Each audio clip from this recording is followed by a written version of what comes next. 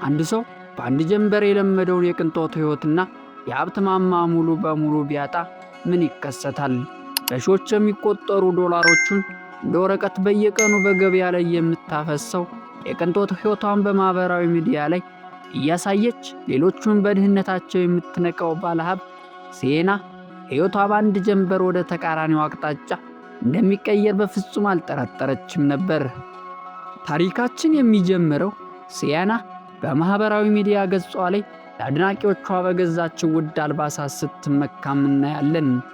ብዙ ዶላር የሚያወጡ ጃኬቶች፣ የቅንጦት ቦርሳዎችና ሌሎች የንድፍ ልብሶችን በማሳየት የዕለት ተዕለት ሕይወቷንም ታበስራለች። ለእሷ ገንዘብ ማለት እንደ ውሃ የሚቀዳ እንጂ የሚደከምበት ነገርም አይደለም። ትምህርት ቤት ስትደርስ ግን ትዕቢቷ ወደ ሌላ ደረጃም ይሸጋገራል።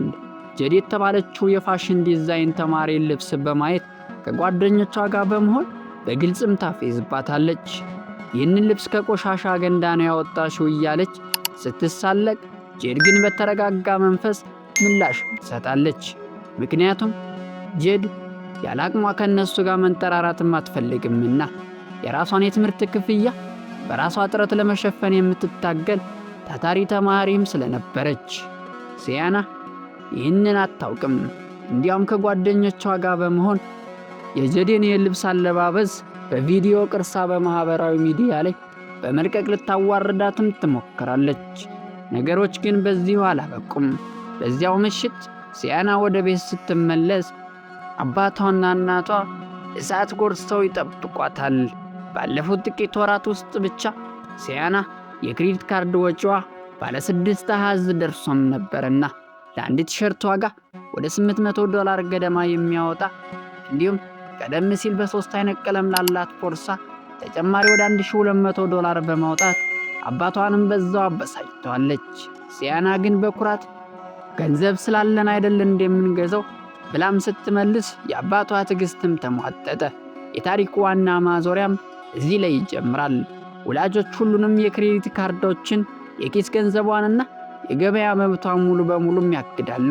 ለአንድ ወር ያክል በራሷ ጥረት ሰርታ ገንዘብ ካላገኘችና የገንዘብን ዋጋ ካልተማረች በስተቀር ምንም አይነት ሳንቲም እንደማታገኝም ይነግሯታል። ተስፋ የቆረጠችው ሲየና ሥራ መፈለግም ትጀምራለች። ምንም የሥራ ልምድ ስለሌላትና ሌላ አማራጭም ስላጣች ሬትሮ ትሬንድ ወደ ተባለው ያረጁና የተጠቀሙበትን ልብሶች መሸጫ ወደ ሆነው ሱቅም በሰራተኝነት ትቀጠራለች። ነገር ግን ወደ ሱቁ ስትገባ ያገኘችው አስደንጋጭ ነገርም ነበረ። የሱቁ ባለቤት ሬሊ ከጥቂት ቀናት በፊት ስታፌዝባት የነበረችው ጄዲን ታስተዋውቃታለች። ጄዲ እዚያ ሱቅ ውስጥ ከረጅም ጊዜ ጀምሮ የምትሰራ ልምድ ያላት ሰራተኛም ነበረች። ሲየና በሰከንድ አንድ ልብሶች ላይ ያላት ንቀትም አልቀነሰም። ልብሶችን ለመንካት እንኳ ትጸየፋለች። ደንበኞችን በአክብሮት ማስተናገድ አትፈልግም። ስራዋንም በቅጡ ሳታከናውን በማህበራዊ ሚዲያ ላይ እንደዚህ አይነት ሱቅ ላይ መስራት ምን ያክል አስቸጋሪ እንደሆነ በንቀትም ትናገራለች። ነገር ግን የድርጊቷ ተመልሶ እርሷንም ይጎዳታል። በማህበራዊ ሚዲያ ላይ ተከታዮቿ እንኳን የቅንጦት ሕይወትሽ አበቃ፣ ቀደም ሲል ሰዎችን ስታፌዥ ነበር፣ አሁን የሥራሽን ያገኘሽ እያሏትም ማህበራዊ ሚዲያ ላይ እርሷን ይወቅሷታል። ይህ በእንዲህ እንዳለ ጄድ በትምህርት ቤት ላይ ትልቅ ችግርም ይገጥማታል። የፋሽን ዲዛይን ትምህርት ክፍያዋ በ$3000 በመጨመሩ በቂ ገንዘብ ካላዘጋጀች ከትምህርት ቤት ልትባረር እንደምትችልም ይነገራታል። በሌላ በኩል ሲየናና ጄድ አብረው እየሰሩ ሳለ ሲየና አንድ ውድ የነበረ ቪንቴጅ ልብስ አግኝታ እውነተኛነቱን ታረጋግጣለች። ጄድ በበኩሏ ስለ ፋሽን እውነተኛ ጥበብ፣ የልብሶችን ጥራትና የቪንቴጅ ልብሶችን ውበት ለሲናም ታስረዳለች። ጥሩ ፋሽን ለማወቅ የግድ ብዙ ገንዘብ ማውጣት አያስፈልግሽም። ፍላጎትና እውቀት ካለሽ በማንኛውም ቦታ ሀብት ማግኘት ትችያለሽም ትላታለች። በዚህ ውይይት ሲየና ለመጀመሪያ ጊዜ የጄድን ጥበብ፣ ትጋትና መልካም ስብዕና ለመረዳትም ትጀምራለች። በተጨማሪ ሱቁ በፋይናንስ ችግር ውስጥ እንደሆነና ባለቤቱ ሬ ሂሳብ ለመክፈል እየተቸገረች እንደሆነችም ትረዳለች።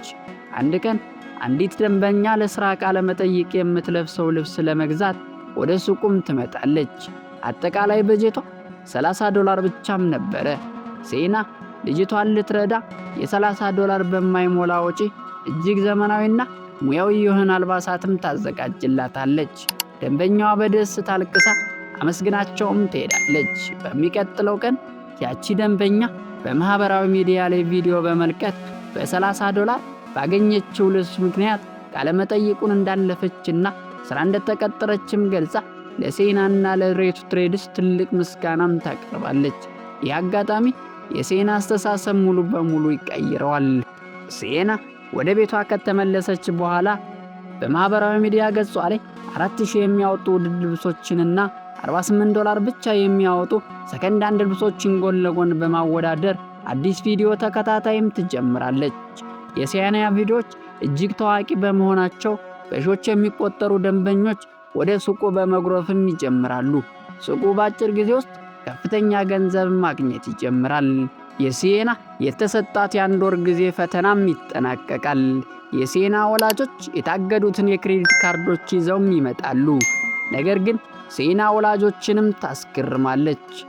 ክሬዲት ካርዶችንም ተቀብላ ትቀዳቸዋለች። በራሷ ጥረት መስራት እንደምትችል፣ የገንዘብን ዋጋ እንደተማረችና ቀደም ሲል የነበራትን ውድ የቅንጦት ዕቃዎችን ሸጣ አላስፈላጊ ነገሮች እንዳስወገደችም ትነግራቸዋለች። ሴና በዚህ ብቻም አታቆምም። ወደ ጄድ ትምህርት ቤት በመሄድ የጄድን የቀረውን $3000 የትምህርት ቤት ክፍያ በሚስጥርም ትከፍልላታለች። ሴና ወደ ጄድ ቀርባ ቀደም ሲል ላደረገችው በደልና ትዕቢት ሙሉ በሙሉም ይቅርታ ትጠይቃታለች። ጄድም የሴናን እውነተኛ ለውጥ አይታ ይቅርታዋንም ትቀበላታለች። ሁለቱም እውነተኛ ጓደኛ ይሆናሉ። በመጨረሻም በትምህርት ቤት ካፌ ውስጥ ቀደም ሲል ሰዎችን ሲያፌዙ የነበሩት ማዲሰን እና ቫኔሲያ እንደገና ጄድና ሴናን ሊያናድዱም ይሞክራሉ። ነገር ግን ጄድ አዲሱ የፋሽን ዲዛይን ስራዋን በሴና እርዳታ የገንዘብ ድጋፍ እንዳገኘችም ትነግራቸዋለች። በተቃራኒው ዴኒ ማርቲኔዝ መጥተው የማዲሰንና ቫኔሲያን በፈተናቸው በመውደቃቸው ምክንያት ከትምህርት ቤት ሊባረሩ እንደሆነም ይነገራቸዋል። አፌዘኞችና ተንኮለኞች የራሳቸውን ፍርድም ያገኛሉ። ይህ ታሪክ የሚያስተላልፈው ታላቅ መልእክት ቢኖር አንደኛ፣ የሰው ልጅ እውነተኛ ዋጋ በልብስ ዋጋ አይለካም የሚለውን ነው። ውድ አልባሳትና የቅንጦት ዕቃዎች የአንድን ሰው ስብዕና ወይም ክብርን አይወስኑም። እውነተኛ ክብር የሚመጣው በትጋት በቅንነትና ሰዎችን በማክበር ነው። ሁለተኛ፣ ትዕቢት ይጥላል፣ ትሕትና ያነሳል የሚለውን ነው። ሀብትና ቁሳቁስ በማንኛውም ጊዜ ሊጠፋ ይችላል። ነገር ግን ዕውቀት፣ ሙያ፣ መልካም ባህሪ ዘላቂ ሀብቶች ናቸው የሚለውን ነው። በሶስተኛ ደረጃ የምንማረው ነገር ለውጥ ሁልጊዜም ይቻላል የሚለውን ነው። ስህተትን አምኖ መቀበል፣ ይቅርታ መጠየቅና ወደ መልካም መንገድ መመለስ የትልቅ ሰው ምልክት ነው የሚለውን ነው። ስትከታተሉን ስለነበረ እጅግ አድርገን እናመሰግናለን። ቸር ሰንብቱ።